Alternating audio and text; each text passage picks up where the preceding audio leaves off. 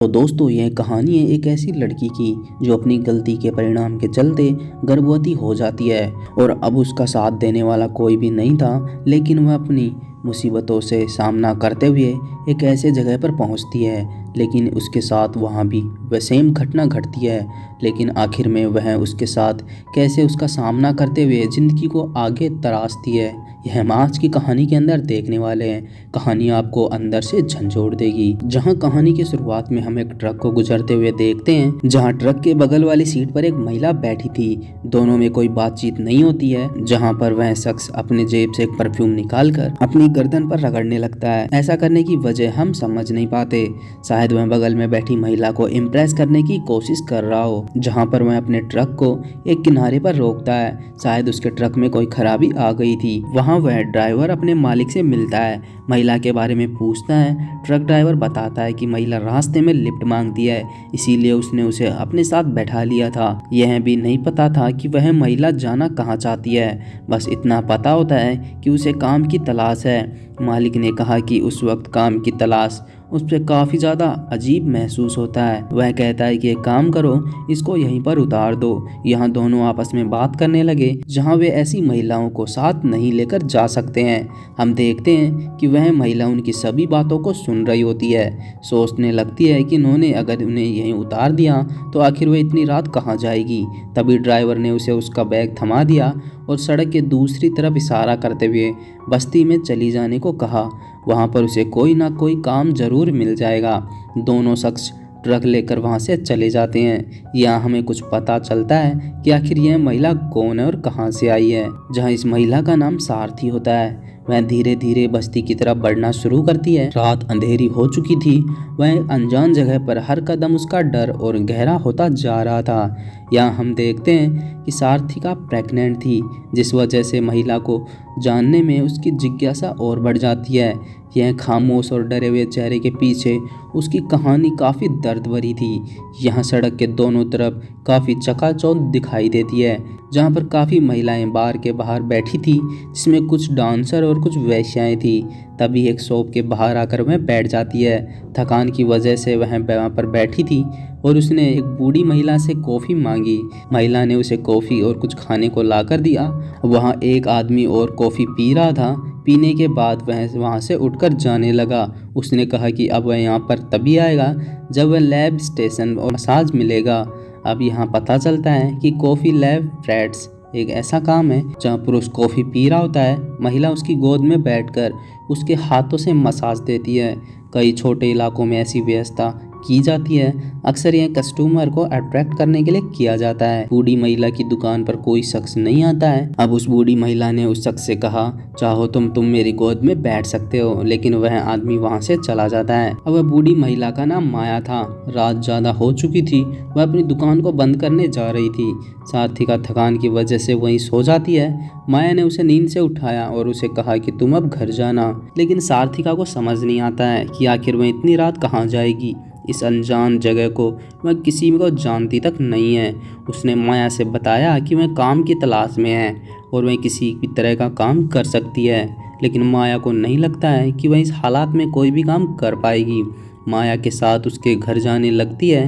रास्ते में माया की पहचान एक महिला से होती है जो बार के बाहर कुछ बेच रही थी। माया का घर ज़्यादा दूर नहीं था, सिर्फ 2 घर छोड़ के थे। माया और उसका बूढ़ा पति रहा करते हैं। उसने पति को बिस्तर से उठाकर नीचे सोने को कहा, क्योंकि अब सारथिका वहीं रहेगी। उसके पति को देखकर वह थोड़ा असहज महसूस करती है। माया कहती है कि तुम्हें इस बूढ़े आदमी से डरने की ज़रूरत नहीं है।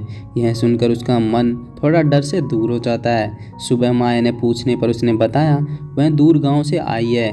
उसके घर पे सिर्फ माँ है और पिता गुजर चुके हैं, लेकिन और किसी बात का जिक्र नहीं करती।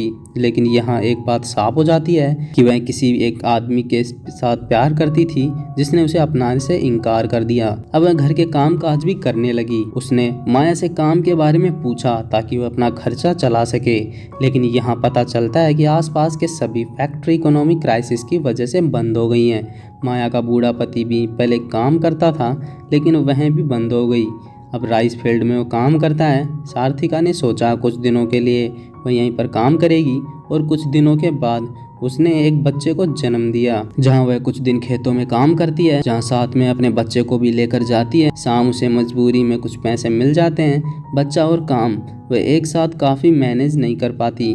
उसने सोचा कि अब वह खेतों में काम नहीं करेगी। दूसरे दिन वह माया की शॉप पर जाती है। लैब वेट्रेस वाली जॉब को चुन लिया है और वह इस काम को नहीं करना चाहती, लेकिन मजबूर होती है। सारथिका खूबसूरत थी, जिससे अट्रैक्ट होकर काफ़ी पुरुष वहां आने लगे। यहाँ माया उससे बच्चे को भी संभालने लगी। उसने सारथिका का मेकअप किया, उसे अच्छी तरह तैयार किया ताकि उससे आकर्षित होकर कस्टमर उसकी दुकान पर आए। मेकअप करते वक्त सारथिका की आंखों में आंसू बहने लगे, उसके अंदर की पीड़ा को व्यक्त करते हैं। मेकअप और सामान को देखकर पता चलता है माया की दुकान पे पहले कुछ लड़कियां काम कर चुकी हैं। उसने माया को भी थोड़ी आमदनी हो जाती है। आज शाम को एक आदमी आता है। कॉफी लेकर उसने सारथिका को गोद में बैठने का इशारा किया। उसे पहले तो सब कुछ अजीब लग रहा था, लेकिन उसने वक्त के साथ समझौता कर लिया। हम देखते हैं कि वह काफ़ी दिन बीतने लगे। उसने दुकान पर काफ़ी कस्टमर भी आने लगे। उसने अब सभी को हैंडल करना भी सीख लिया। माया ने दिन भर उसके बेटे के साथ उसी दुकान पर रहती है। अगले सीन में हम एक आदमी को देखते हैं। उसका नाम हादी होता है। वह उसका दोस्त चिल्लांग दोनों फिश मंडी के अंदर काम करते हैं। ट्रक से वे वापस लौट रहे थे। एक दिन शाम को मार्केट से लौटते समय रात हो गई थी। दोनों उसी दुकान पर कॉफ़ी पीने रुक जाते हैं। वहाँ हादी की नज़र सारथिका पर पड़ती है। उसे देखता रहता है। उस मासूम से दिखने वाले चेहरे पर उसकी नज़र एकदम से आकर रुक जाती है। जिल्लांग ने उसे अपनी गोद में बैठने को कहा। यह देख आदि थोड़ी दूर चला गया। हालांकि उसने सारथिका थोड़ा असहज कर महसूस कर रही थी। तभी उसका बेटा बायु बाहर आता है। सारथिका उसे अंदर लेकर जाती है। आज सभी वहां से चले गए, लेकिन हादी और जिल्लांग अभी भी वहीं पर थे। हादी बाहर खड़ा होता है और उसकी नज़र खिड़की पर पड़ी सारथिका उसे ही देख रही थी। थोड़ी देर तक दोनों एक दूसरे को देख रहे थे। हादी ने जिल्लांग को कुछ बची हुई मछलियां लाकर माया को देने को कहा। माया ने उसे मछलियों को लेने से इनकार कर दिया क्योंकि उसके खरीदने के पैसे नहीं हैं, लेकिन जिल्लांग ने बताया कि वह मुफ्त में है।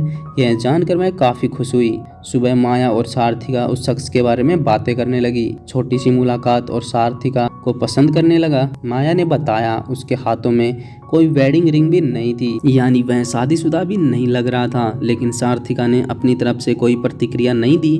उसे पता चलता है कि वह रात को देर तक काम करती है ताकि बायो को स्कूल पढ़ने में भेज सके। शायद वह स्कूल भेजने के लिए अब वह पैसे इकट्ठा कर नहीं पाई है।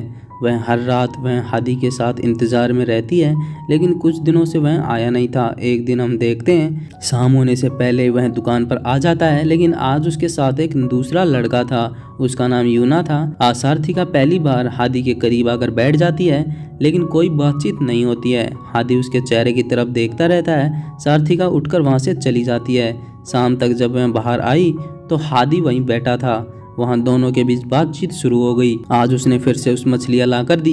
शायद अब वह सारथिका को पसंद करने लगा था। पहली मुलाकात में दोनों एक दूसरे के हो जाते हैं। दूसरे दिन हम देखते हैं बायु स्कूल जाने के लिए तैयार होता है क्योंकि आज सारथिका उसका एडमिशन कराने जाती है, लेकिन वहाँ पिता का नाम नहीं होने की वजह से उसका एडमिशन नहीं हो पाता। घर आकर उसने माया से सारी बात बताई। उसके पास कोई डॉक्यूमेंट प्रूफ भी नहीं था। बायु, जिसके मन में एक पिता का ख्याल भी नहीं था, अब वह सोच में पड़ जाता है आखिर उसके पिता कहाँ हैं। यूना ने उसे बता दी उसका असली पिता है। तब उसे भी लगने लगा शायद वही शख्स ठीक है, वरना इस तरह कोई हर रोज मुफ्त में मछलियाँ क्यों देगा।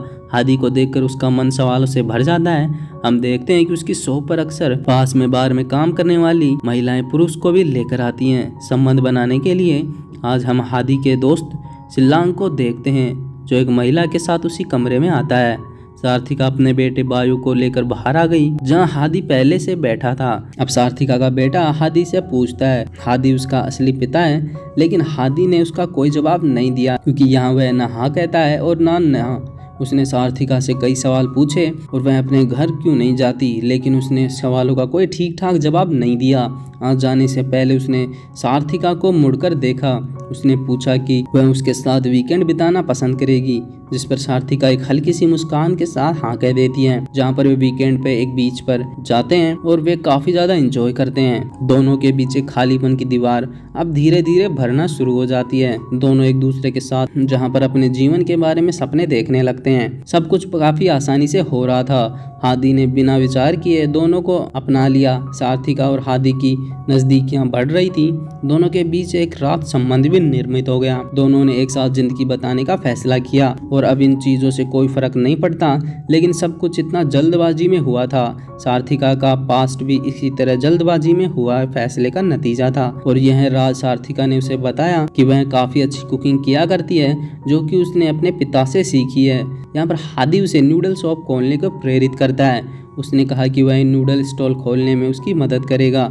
सारथिका ने बातों ही बातों में उसकी पत्नी के बारे में पूछा। शायद से वह मजाक कर रही थी, लेकिन हादी ने उसे सवाल का काफी घुमाकर जवाब दिया, जिस पर सारथिका ने कोई खास ध्यान नहीं दिया। हम देखते हैं दोनों अपने जीवन की शुरुआत के लिए एक नई जगह जा रहे होते हैं। हादी ने अपने पैसों से नया घर खरीदा होता है। जाते समय सारथिका काफी भावुक थी, क्योंकि माया के साथ उसने काफी समय बिताए थे और अब वह उसका एक परिवार का हिस्सा बन चुकी थी। माया और उसका बूढ़ा पति उसके जाने से पूरी तरह टूट गए, क्योंकि उनकी कोई औलाद नहीं थी। सारथिका यहाँ रहने आई थी। उसने एक बच्चे को जन्म दिया। माया अपने आंसुओं को छिपाने के लिए अंदर चली जाती है। बूढ़ा पति उन्हें जाते हुए देखता है, मानो जैसे वह अपनी बेटी और पोते को दूर जाते हुए देख रहा हो। हम देखते हैं कि नया घर ज्यादा बड़ा नहीं था, लेकिन सारथिका के परिवार के लिए काफी था। उन्होंने एक एक कोना अपने हाथों से सजाया होता है। सारथिका एक खुशहाल जीवन जी रही थी, जिसकी कल्पना उसने सपने में भी नहीं की। हादी से पैसे लेकर उसने जाली दस्तावेज भी बनवाए और उसने पिता का नाम भी मिल जाता है, जिसके बाद उसका स्कूल में एडमिशन हो गया। सारथिका ने अपने बेटे को क्लासरूम में बैठा देखकर उसे काफ़ी ज़्यादा खुशी मिलती है। लेकिन इस कहानी के अजीब मोड़ तब लिया। हम देखते हैं एक दिन हादी रोज की तरह काम पर गया अपनी गाड़ी लेकर, लेकिन सारथिका ने उसे जाते हुए आखिरी बार देखा था। हम देखते हैं कई दिन बीत जाते हैं, वह अभी तक वापस नहीं लौटा है। सारथिका परेशान हो गई। एक दिन वह माया से मिलने उसकी शॉप पर गई। वहाँ पता चलता है सारथिका प्रेग्नेंट है। माया ने उसे समझाया शायद वह किसी काम में फंसा होगा, जल्दी वापस लौट आएगा, लेकिन सारथिका को कुछ ठीक नहीं लगता है। उसके हाथों में जिल्लांग का भी कोई पता नहीं था और आखिरी बार वह शॉप पर हादी के साथ ही आया था। माया ने बताया कि जब से वह गई है शॉप पर पूरी तरह वीरान हो गई है। हम देखते हैं पैसों की तंगी से उसकी हालत और बिगड़ने लगी। प्रेगनेंसी की वजह से तबीयत में भी खराबी आने लगी। उसने फैसला किया कि वह थोड़ा ठीक महसूस करेगी तो वापस काम करना शुरू करेगी। एक दिन सुबह सारथिका ने उसके घर एक अनजान महिला दस्तक देती है। उसने अपना नाम अनीसा बताया। दीवार पर लगी तस्वीरों से वह ध्यान से देखने लगी, मानो जैसे वह सब कुछ जानती हो। यहाँ हमें पता चलता है महिला हादी की पत्नी है, जो सऊदी के अंदर काम किया करती है। पैसे हादी को भेजती है और वह यहाँ पर उन्हें खर्च किया करता है। सारथिका ने उसे एक शब्द भी नहीं कहा। वह अनीसा के नज़रें नहीं मिला पा रही थी। शायद उसे इस बारे में उस दिन शख्स ने सही बताया था, इसीलिए अनीसा को देखकर उसे ज़्यादा आश्चर्य नहीं होता है। तुरंत जाकर अपना सामान पैक करती है और वह अब एक पल भी इस घर में नहीं रुकना चाहती है। बायु को लेकर वह अपने घर से बाहर गई। बायु ने हादी को खड़ा देखा। वह भागकर उसके पास गया। जाते वक्त अनीसा सारथिका से कहा कि इस कबाड़े को भी अपने साथ ले जाओ, जहाँ पर उसने नूडल स्टॉल की बात कर रही थी, जिसे हादी ने खुद अपने हाथों से बनाया था। सारथिका अपमान के घूंट को पीकर उस स्टॉल को धक्का मारते हुए लेकर जाने लगी। हादी खड़ा हुआ यह सब कुछ देख रहा होता है। उसने अपनी हिम्मत नहीं थी कि वह सारथिका का हेल्प कर सके, क्योंकि उसको मजबूर और बेबस कहना भी गलत नहीं होगा। उसने शायद कोशिश नहीं की। बायु उसकी उम्मीद में हादी की तरफ देखता रहा कि वह आकर उसकी मदद करेगा, लेकिन हादी खामोश खड़ा रहा। उसके पैर जमीन पर जम गए। सारथिका तो हादी की तरफ एक बार भी नहीं देखा, क्योंकि वह सब कुछ खत्म हो चुका था। हम देखते हैं कि घर चलाने के लिए वह बार गल के अंदर काम करने लगी और वह दोबारा से प्रेग्नेंट थी। इस दृश्य के भीतर उसने अंदर से झकझोर दिया। दो लड़कियां उसे सजा रही होती हैं। अब वह अंदर से काफी ज्यादा टूट चुकी थी। जहां पिछले कुछ साल में उसके साथ जो भी घटित हुआ है बस एक सपना था।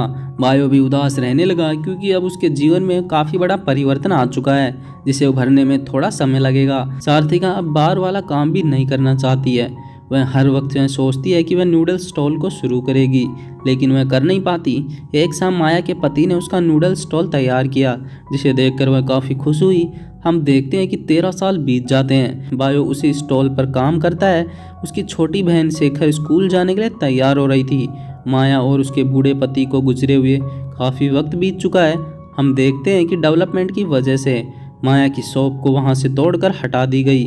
जहां बायो ने एक लेटर लिखा था टेबल पर रख दिया था और वह घर से निकल गया। सार्थिका ने उसे आकर टेबल से उठाकर उस लेटर को पढ़ना शुरू कर दिया है, जिसमें लिखा होता है कि माँ, आज से तुम्हें काम पर जाने की जरूरत नहीं है। उसे दुख इस बात का था कि वह आज तक कुछ भी नहीं कर पाया, लेकिन वह धन्यवाद करता है अपनी माँ का जिसने उसे जन्म दिया है। इतनी परेशानी आने के बाद भी उसे तकलीफ का एहसास नहीं होने दिया, यहाँ तक कि उसे दादा और दादी पर भी नाज होता है। जिस तरह उसने अपनी जिम्मेदारियों को काफ़ी बेखूबी से निभाया होता है। कुछ थोड़े से पैसे उसने जोड़ रखे थे और उन्हीं पैसों से और आज वो उसके लिए तोहफा लेकर आ सकती है। यहाँ हमें पता चलता है कि सार्थिका का जन्मदिन है। बायो ने अपनी माँ के सारे कामों को अपने कंधे पर ले लिया है, जहाँ आज से वह उसे काम करने की जरूरत नहीं है क्योंकि बायो नूडल की स्टॉल चलाएगा। अब लेटर को पढ़कर सार्थिका की आंखों में आंसू आ जाते हैं, जिससे उसे समझ आता है कि वक्त कितना तेजी से बीत गया है, बायो कितना बड़ा और समझदार हो गया है। और इसी पल के साथ यह कहानी खत्म होती है। दोस्तों, कहानी कैसी लगी कमेंट करें।